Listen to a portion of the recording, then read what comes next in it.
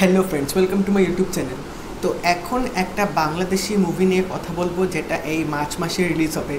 তো এটা হচ্ছে বাংলার সর্বপ্রথম 3D সিনেমা এবং ফিল্মটার নাম হচ্ছে অলার চক্র, যেটার মধ্যে আছে জয়া আহসান, যিনি হচ্ছে এই ফিল্মটার মধ্যে একটা প্রধান চরিত্রে অভিনয় করছে। তো এই ট্রেলারটার মধ্যে আমরা দেখতে পাচ্ছি যে জয়া আহসানের একটা রোগ হয়েছে লিউকেমিয়া, যেটা টাইপ অফ ক্যান্সার, এবং এই রোগটা ধরার পর তার মানে কীরকম পরিস্থিতি হয়েছে, তার শরীরে কীরকম অবস্থা চলছে সেটা এই ট্রেলারটার মধ্যে দেখানো হয়েছে।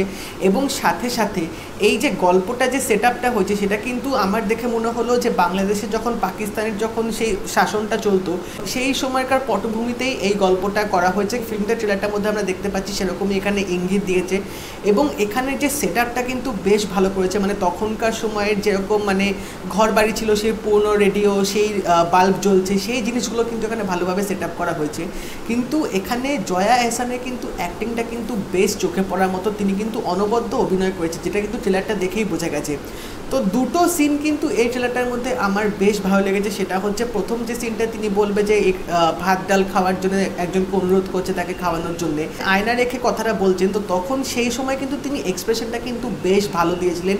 সেইভাবে করুণ অবস্থায় পড়ে তিনি সেরকমভাবে একটা অনুরোধ করছে, সেইভাবে তিনি কথাটা বলছেন, সেটা কিন্তু বেশ ভালোভাবে তিনি অভিনয়টা করেছিলেন।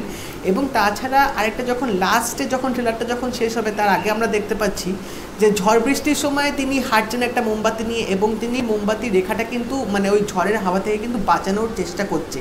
তো এখান থেকে একটা জিনিস যেটা আমার দেখে মনে হলো যে এখানে হয়তো মোমবাতির প্রতীকটা হয়তো জয়া আহসানের হয়তো লাইফটা এখানে বোঝানোর চেষ্টা করা হয়েছে যে তিনি বাঁচতে চান, তিনি ভালোভাবে সুস্থভাবে বাঁচতে চান, কিন্তু তিনি একটা ক্যান্সারে আক্রান্ত।